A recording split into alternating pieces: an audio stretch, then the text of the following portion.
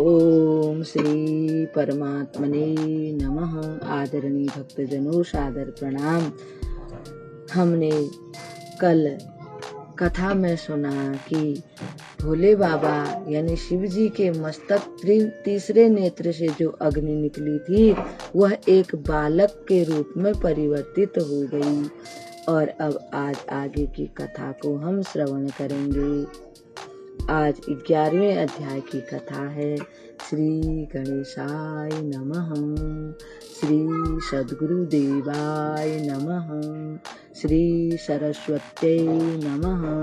भक्तजनों, नारद जी ने कहा, देवताओं से पराजित होकर जो दैत्य पहले पाताल में थे वे भी जलंधर का आश्रय लेकर यानी जलंधर का साथ प्राप्त करके निर्भय हो गए और पृथ्वी पर आ गए। पाताल से एक बार राक्षस जलंधर ने राहु के सिर को कटा हुआ देखकर उसके कटने का कारण शुक्राचार्य जी से पूछा। उसने कहा, हे गुरुदेव, यह राहु का सिर कैसे कट गया, यह आप मुझे कथा सुनाइए।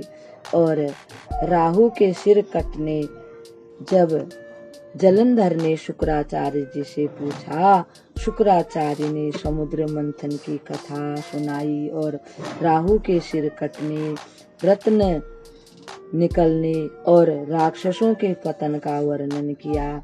अपने पिता समुद्र का मंथन सुनकर जलंधर के नेत्र क्रोध से लाल हो गए और उसने धसमर नामक दूत को इंद्र के पास भेजा। दूत ने स्वर्ग में जाकर सुधर्मा नामक सभा में प्रवेश किया।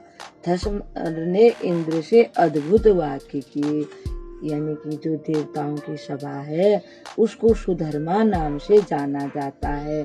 और वहां जाकर वह दूत अब जलंधर का संदेश सुनाने लगा। धसमर ने इंद्र से कहा, समुद्र के पुत्र जलंधर सब दैत्यों के राजा हैं। उन्होंने मुझे अपना दूत बनाकर भेजा है।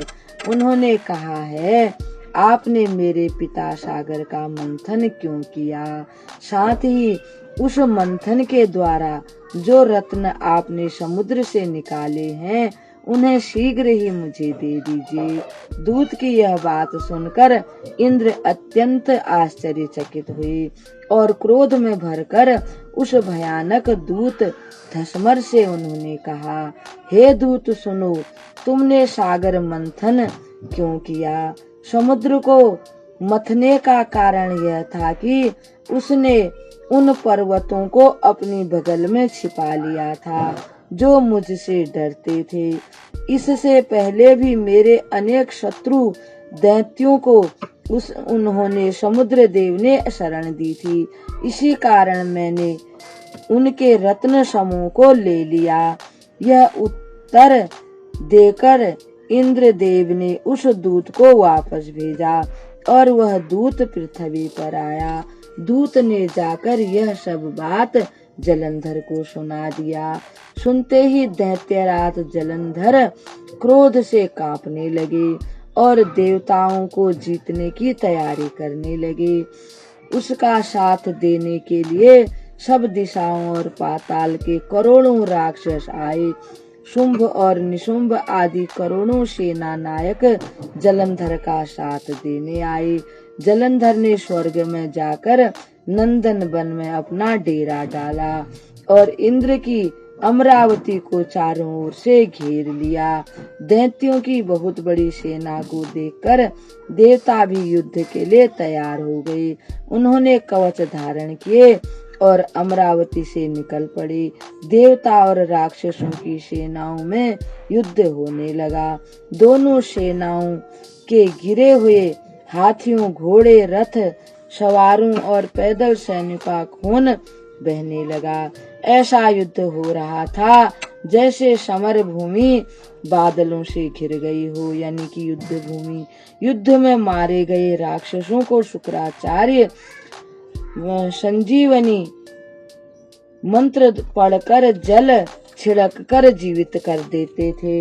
इसी प्रकार बृहस्पति जी द्रोण पर्वत से दिव्य औषधियां लाकर युद्ध में मारे गए देवताओं को जीवित कर देते थे।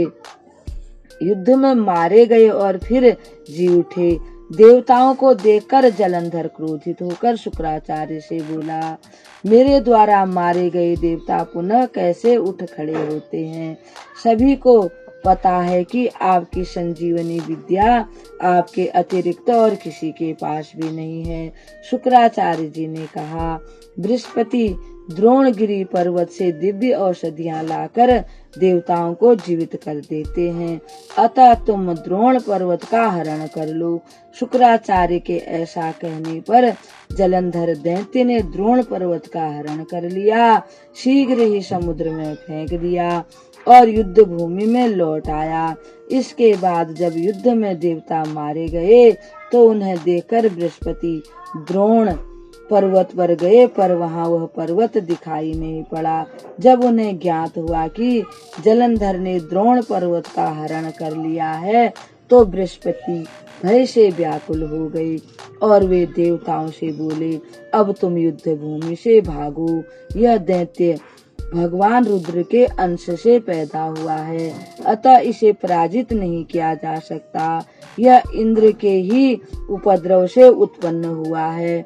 इंद्र को उस उपद्रव का परिणाम भोगना ही पड़ेगा। इंद्र ने बिना सोच विचारे भगवान अवधूत बाबा शिव पर प्रहार करने की सोची थी। बृहस्पति जी की बात सुनकर सब देवता व्याकुल हो गए और दैत्यों द्वारा मारे जाने के भय से दसों दिशाओं को भाग गए। देवताओं को भागता हुआ देखकर समुद्र का पुत्र जलंधर दैत्य अमरावती में प्रवेश करता हुआ चला गया। जब दैत्य ने अमरावती में प्रवेश कर लिया तो उसने देवताओं को बहुत सताया। तब इंद्र आदि देवता सुमेरु पर्वत की गुफा में जाकर रहने लगे। इसके बाद उस दैत्य ने इंद्र आदि देवताओं के सब अधिकार शुंभ आदि दैत्यों को अलग अलग सौंप दिए। भक्तजनों, अब इस कथा को हम यहीं विराम देते हैं। कल एक और कथा के साथ आपके सामने उपस्थित होंगे। तब तक के लिए हम आपको प्रणाम करते हैं। ओम श्री परमात्मने नमः।